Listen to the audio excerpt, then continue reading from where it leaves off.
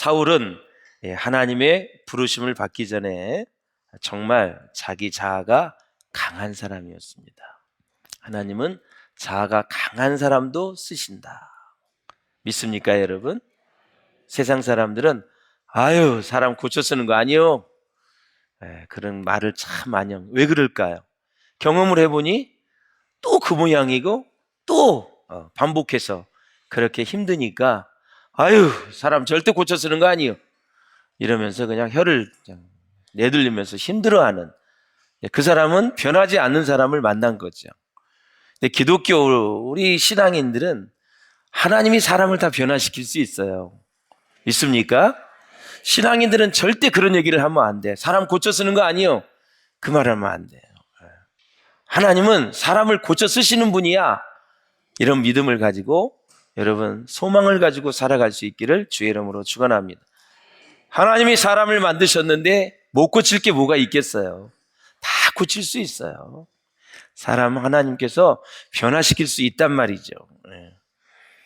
그래서 이 바울은 자기 생각과 자기 주장이 아주 강했던 사람 중에 한 사람이죠. 이 자아가 병들었거나 온전하지 못하면 어떤 상황 속에서도 바울처럼 자기 주장을 하게 돼요. 그래서 바울은 자기의 뜻을 계속 강요합니다. 율법이 맞아. 구약이 맞는 거야. 네가 무슨 메시아야 하면서 얼마나 예수 믿는 사람을 미워했는지 이루 말할 수가 없어요. 아니 가만히 보니까 전도는 많이 돼서 사람이 모이고 자꾸 그쪽으로 몰려가니까 이게 무슨 일이지? 이해가 안 되는 거죠.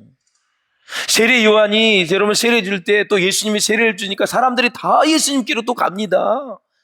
그러니까 그 꼴도 못 보는 거죠. 사람이 자꾸 몰려가면 사람들은 자기가 완전히 이제 버려졌다고 생각을 하거든요. 인생은 인기에 따라 사는 게 아니에요. 하나님의 은혜대로 사명 따라 사는 거지. 할렐루야. 나 혼자가 아니에요. 하나님이 우리와 함께 하셔요. 나를 지키시고요, 나를 보호하시고 나를 복되게 인도하시는 분이 하나님이시거든요. 그래요, 맞아요. 예. 그래서 이 바울은 그리스도인들을 잡아오기 위해서 240km나 되는 다메섹으로 달려갑니다. 600리나 되는 거리예요. 먼 거리예요, 여러분. 얼마나 이 돌기가 서려 있는지 이 도끼가 말할 수도 없이 강했어요. 살기가 있잖아요. 사람을 죽이기 직전에 그 살기. 눈이 막 돌아가고 아주 그냥 상황 파악이 안 되는 아주 분노와 이런 걸로 꽉 찬 마음, 살기. 그게 바로 헬라어로 살기예요. 사람 죽이기 직전에 그 마음. 그 다음에 등등했다. 살기 위협이 등등했다. 지금 곧바로 살인을 하고자 원하는 그 마음이었다. 사도행전은 우리에게 그렇게 말하고 있어요. 이렇게 바울은 자기 자아가 온전하지 못하고 건강하지 못했어요. 사랑하는 여러분, 이게 자아가 건강하지 못하면 언제나 불필요한 일에 힘을 써요. 관심을 가져요. 그래서 인생을 허송세월하는 거고요, 나중에 후회하는 인생을 사는 거예요. 여러분, 귀신 들린 사람은 자기의 자아를 귀신이 주장해요. 귀신이 주배하기 때문에 얼마나 힘이 센지 몰라요. 왜 그럴까요, 여러분? 자아가 병이 들었기 때문에 그래요. 자아가 자기의 역할을 못하는 거예요. 정신까지 병이 들었으니 영은 이루 말할 수도 없지요. 여러분, 그리스도인들과 이웃들에게 그리고 자기와 관계하고 있는 사람들에게 적지 않는 해와 피곤함을 주는 것이 바울이었었어요. 가는 곳마다 연합과 일치보다는 분열과 불화를 일으켰던 사람이, 오해와 갈등을 일으켰던 사람이 바울이었었어요. 변화되지 못한 병든 자아 때문에 그렇게 된 거예요. 그런데요, 이 바울이 다메섹에서 예수님을 만나잖아요. 그런데 그 병든 자아가 완전히 뒤집어졌어요. 새로워졌어요. 변화되어졌어요. 그래서 이제 주를 핍박하던 자가 주님을 이해하고 교회를 이해하고 예수 믿는 사람들을 더 북돋아서 복음을 전하는데 존귀하게 쓰임받았다라는 사실이에요. 그래서 변화에는 예수밖에 없어요. 성령밖에 없어요. 하나님밖에 없어요. 말씀밖에 없어요. 기도밖에 없어요. 변화되는 의지를 가지고 하나님 앞에 기도하고 말씀을 읽고 하나님 앞에 나아가면 하나님께서 우리를 새롭게 해 주실 줄로 믿습니다. 어느 날 사울은 병든 자아 가운데 열정을 가지고 다메섹에 가다가 부활하신 주님을 만나게 되었습니다. 그렇게 자기가 싫어했고 증오했던 예수가 하나님의 아들이었다, 메시아였다, 세상을 구원하는 구세주라는 사실을 깨닫게 됐어요. 그래서 사울은 이제 아나니아로부터 안수를 받고 성령 충만을 경험하죠. 말씀을 들을 때 성령이 임합니다. 찬송을 할 때 성령이 임해요. 할렐루야. 안수를 받을 때 성령이 임해요. 말씀을 사모할 때 성령이 임해요. 회개할 때 성령이 임하는 것입니다. 할렐루야. 그래서 성령 충만은 다시 말씀드리자면 예수 충만인 것입니다. 예수 충만은 하나님 충만이고, 하나님 충만은 또 성령 충만이고, 예수 충만은 예수님이 하신 일을 중심으로 해서 은혜 충만, 우리를 구원하신 구원 충만, 복음이시니까 예수님이 복음 자체이시잖아요. 복음 충만. 그분을 만나게 되면 사람이 미션, 사명에 불타게 돼요. 그러니까 예수 제대로 만나면 뭔가 하나님 앞에 구원을 위해 하나님과 관계된 일에 관심을 갖게 돼요.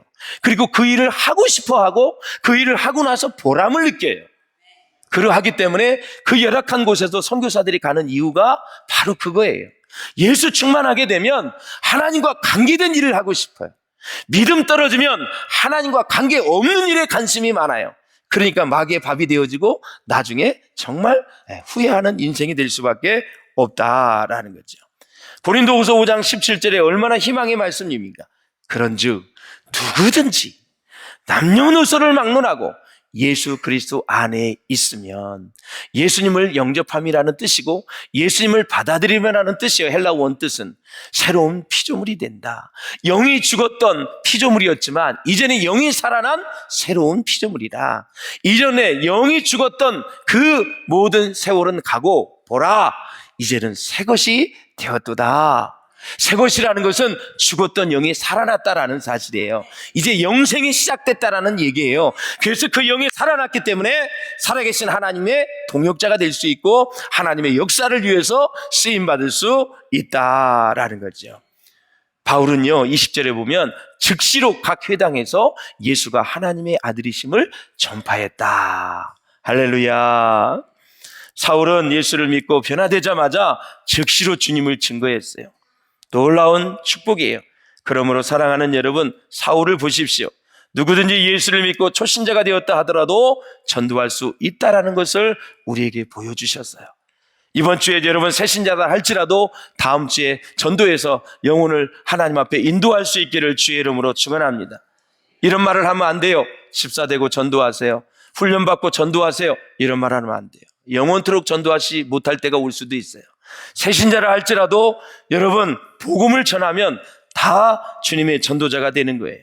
그러므로 사랑하는 여러분, 예수 믿으면 누구든지 전도해야 되고요, 지금 즉시 해야 된다라는 거죠.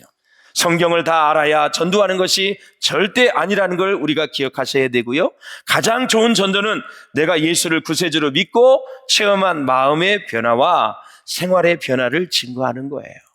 내 마음이 참 우울했고 참 눌려 있었고 답답했고 힘들었는데 예수 믿고 나서 너무나 마음이 기뻐졌고 즐거워졌고 인생의 목적이 생겼고 신바람이 나고 마음이 설레해지고 이렇게 예수 믿는 게 좋을 줄 몰랐다. 그 마음의 변화를 얘기하는 거고, 그 다음에 두 번째는 생활의 변화를 얘기하는 거예요.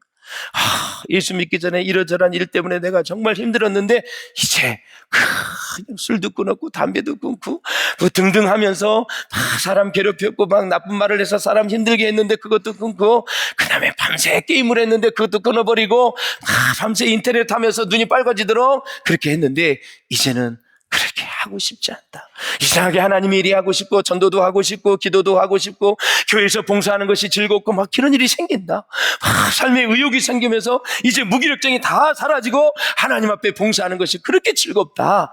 이런 얘기를 하는 게 전도다라는 사실이에요. 할렐루야.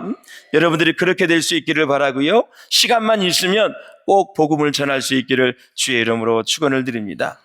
오늘 여러분 26년을 맞이해서 우리가 생각해 볼 것은 과연 어떤 교회가 진정한 교회냐라는 거죠. 어떤 교회가 바로 정말 예수님이 주인 되시는 교회가 진짜 좋은 교회다. 건물이 크고 좋은 사람이 많이 모인다 해도 예수님이 보이지 않는 교회가 있을 수도 있어요. 우리 2026년도 우리 표가 뭐예요? 예배 안에서 하나 되고 사랑 안에서 사역하자. 늘 예배를 소중히 여기고 여러분 예배만 잘 들으면 다 하나가 되는 거예요. 예를 들어서 안내하는 이 두 분이 마음이 안 좋았어. 근데 예배를 제대로 드렸어. 하나님 앞에 드렸어.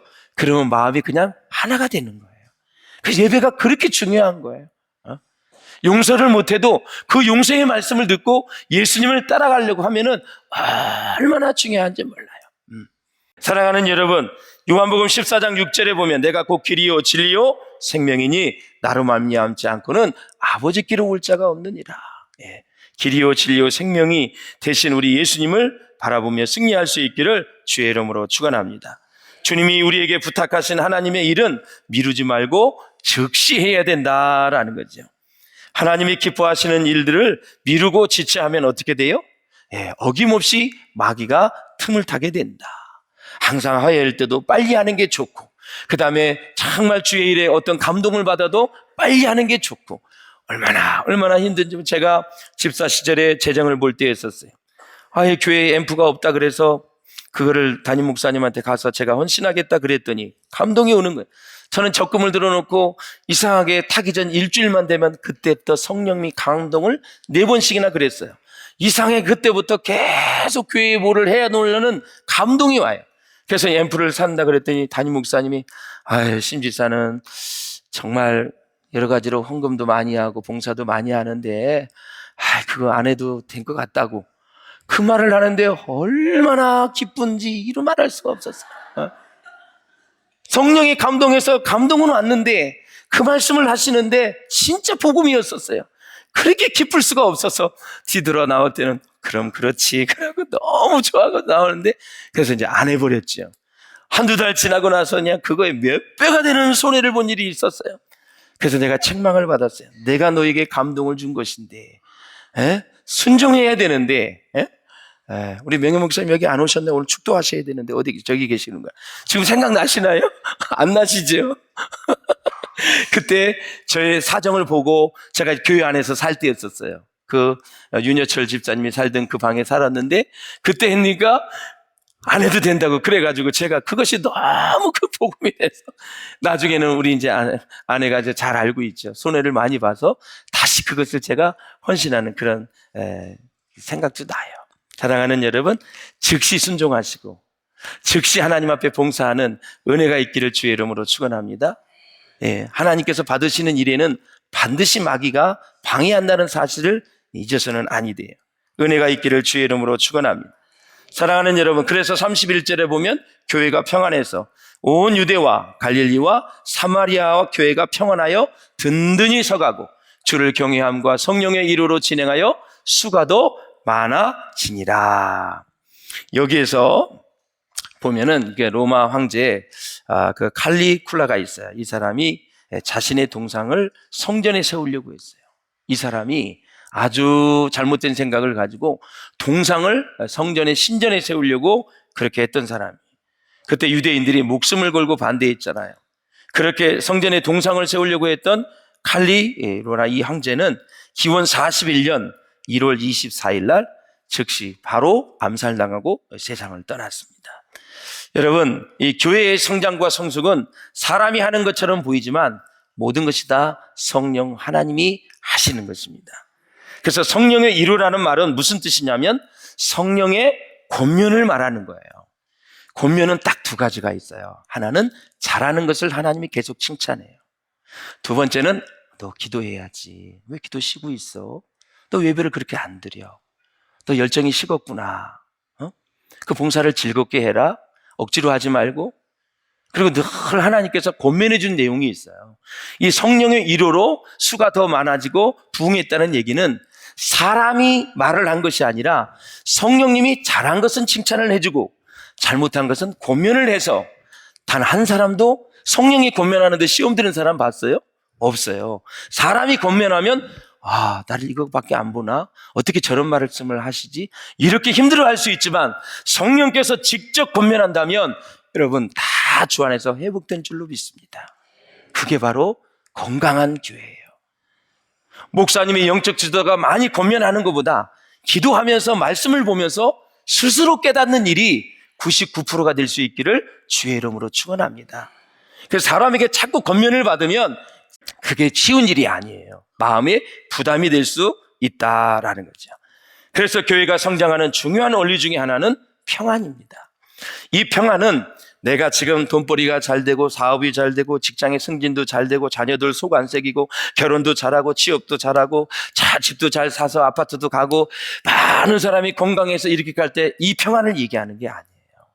이 평안은 하나님과 나 사이 화목하고 이웃을 사랑하는 가운데 내가 죄와 사망의 법에서 해방되어져서 오늘 진리 안에서 자유를 누리고 정말 하나님의 위로로 평안해진 상태를 말하는 거예요.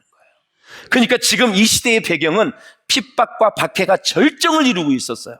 예수 믿으면 거의 죽었어야 되고 직장을 가질 수가 없는 그런 상황이었었어요. 왜? 유대인들이 반대를 하니까.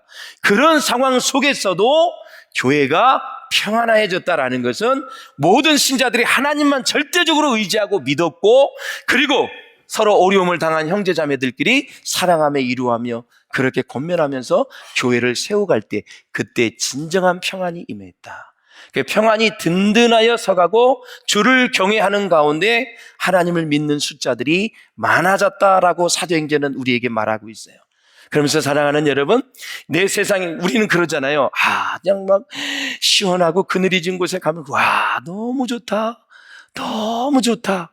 이것은 하나의 정신적으로 나무와 바람과 환경을 통해서 얻는 정신적인 평안한 거예요. 평안은 하나님이 주신 샬롬은 하나님과의 관계를 얘기하는 거예요. 이웃과의 관계를 얘기하는 거예요. 그래서 절에 가서 막 사람들이 보면 너무 좋다. 이 고요한 새소리 속에서 뚝뚝뚝뚝 막 소리 들으면 이렇게 평안하고 좋을 수가 있을까? 그건 평안이 아니에요. 자연 속에서 얻는 정신적인 것을 우리가 복잡한 세상에서 갔을 때 갖는 편안함이지, 하나님이 주신 평안함은 사람과의 관계, 하나님과의 관계에서 평안하다. 이렇게 우리가 신학적으로 배우시고 생활을 할 수 있어야 돼요. 그래서 누가복음 11장 17절에 보면 스스로 분쟁하는 나라마다 황폐해지며 스스로 분쟁하는 집은 무너지느니라 그랬어요. 그러면 교회의 기초는 무엇입니까? 바로 교회의 기초의 터는 예수 그리스도입니다. 할렐루야. 그래서 3장 11절에 보면 이 닦아둔 것 위에 능히 다른 터를 닦아둘 자가 없으니 이 터는 곧 예수 그리스도라 그랬습니다. 이 예수 그리스도를 믿고 나아갔던 이 바울이 22절에 보면 사울은 힘을 더 얻어 예수를 그리스도라 증명하여 다메섹에 사는 유대인들을 굴복시켰다. 유대인이 어떻게 유대인을 굴복시켜요? 하나님의 은혜가 아니고서는, 성령의 역사가 아니고서는. 바울이 유대인이었잖아요. 예수의 박해하는 앞잡이였었는데 그들을 어떻게 굴복을 시키냐요. 근데 사도행전에서는 유대인들을 굴복시켰다고 나와요. 이게 성령의 권능인 줄로 믿습니다. 불같은 성령인 줄로 믿습니다. 여러분, 성령의 불을 받으시기를 주의 이름으로 축원합니다. 기도할 때, 찬양할 때, 말씀을 들을 때 성령의 불을 받아서 복음의 화신이 되시기를 바라고, 복음의 증인이 되시기를 바라고, 여러분의 인생의 모든 문제가 한꺼번에 다 해결되어지는 축복의 사람들 될 수 있기를 주의 이름으로 축원을 드립니다. 할렐루야. 말씀을 정리하겠습니다. 여러분, 핍박이 심해지자 하나님께서 더 강력하게 그들을 붙들어 주셨다. 더 쉽게 얘기하면 고난이 심해질수록, 시련과 역경이 올수록 하나님은 우리를 더 강력하게 붙잡는다라는 사실이에요.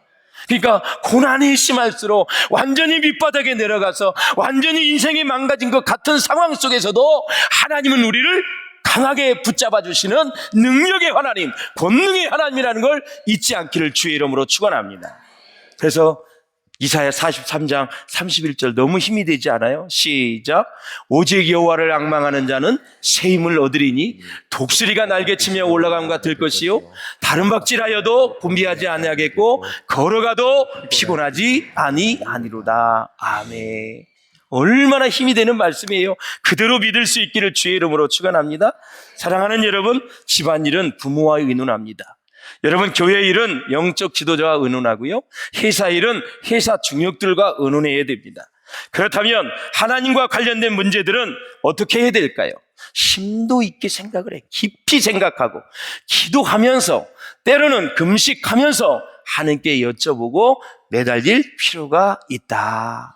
하나님과 관련된 일은 영적인 일이고 거룩한 일이기 때문에 항상 깊이 생각해야 되고, 기도하면서, 기도해도 안 될 것 같으면 음식을 절제하면서 금식하면서 하나님께 여쭤보고 하나님께 간절히 매달려야 된다. 마치 엘리야처럼 하나님께 기도했을 때, 하나님 이곳에 비를 내려 주시옵소서. 3년 6개월 동안 비가 오지 않았지만 하나님께 간절히 매달리니 하나님께서 어떻게 하셨어요? 하늘이 비를 주고 땅이 열매를 맺었느니라. 하나님께서 역사하시고 기적을 베풀어 주신 줄로 믿습니다. 마지막으로 27절에 바나바가 데리고 사도들에게 가서 바울을 데리고 여러분 예루살렘 총회에 간 거예요. 예루살렘에 많은 사람들을 소개시켜 주었어요. 왜? 바울을 사도로 인정을 안 하는 거예요. 그래서 이 바울이 어떻게 예수를 만났는지, 어떻게 복음을 전했는지, 지금 어떤 사역을 하고 있는지 쫙 바나바가 소개시켰는데, 데리고 갔다라는 이 데리고가 어떤 의미냐면 강하게 붙잡아 주었다라는 뜻이에요. 저는 여러분들이 바나바처럼 믿음이 연약한 사람, 마음이 힘든 사람, 정말 낙심해 있는 사람 마음을 잘 붙잡아 주시기를 주의 이름으로 축원을 드립니다. 잘 강하게 붙잡아 주셔야 돼요. 넘어지지 않도록. 여러분 어려운 길을 걸어갈 때, 위험한 다리를 건널 때 조금만 잡아줘도 걸을 수가 있잖아요. 그렇죠? 외나무 다리를 건널 때도 어때요? 막 이렇게 되면서 넘어질 수 있는데 잘만 이거 잡아주면 잘 갈 수가 있잖아요. 신앙인은 바로 그런 사람들이 필요해요. 바나바가 바로 그런 사역을 했다라는 거죠. 우리 창립 47주년을 맞이해서 우리 교회 모든 성도들이 건강하게 성장해서 다른 사람의 연약한 부분을 강하게 붙잡아 주시는 은혜가 있을 수 있기를 주의 이름으로 축원합니다. 정말 47년 동안 수고하신 우리 명예 목사님, 사모님, 그리고 또 우리 모든 장로님, 권사님, 안수 집사님, 집사님들, 우리나라의 어린아이, 청년, 학생들까지 너무너무 하나님께 감사하고, 또 이후에 등록한 많은 우리 교우들, 정말 하나님께서 요즘 많은 영혼들을 보내주시는데 함께 합력하여 선을 이루는 아름다운 지체들이 될 수 있기를 주의 이름으로 축원합니다. 하나님은 여러분들을 교회의 부흥을 위해서 쓰시기를 원하십니다. 주여, 내가 여기 있사오니 나를 사용해달라고 기도하며 나아간다면 여러분 주님의 교회의 신실한 일꾼으로 존귀하게 쓰임받을 줄로 믿습니다. 힘들고 어렵지만 우리 교회가 저 비전을 향해서, 저 힘찬 미래를 향해서 함께 복음의 사역자들이 다 될 수 있기를 바라고, 이제 건축을 앞두고 있는 우리 비전교회가 이 새성전의 시대에, 앞으로 이 용인 시대의 영적인 장자권을 가지고 대한민국의 모든 영적인 모든 이 공기를 다 주장할 수 있는, 그러한 전략을 주장할 수 있는 그런 교회가 될 수 있기를 주의 이름으로 축원합니다. 기도해 보면 요 고비만 잘 넘기면, 이것만 잘 되어지면 저에게 주신 응답이 있습니다. 한 사람도 시험에 들지 마시고 이 모든 사역에 함께 동참하셔서 주의 위대한 영광을 함께 볼 수 있기를 바라고, 하나님이 역사하시는 모습을 함께 볼 수 있는 우리 성도들 다 될 수 있기를 주의 이름으로 축원합니다. 할렐루야.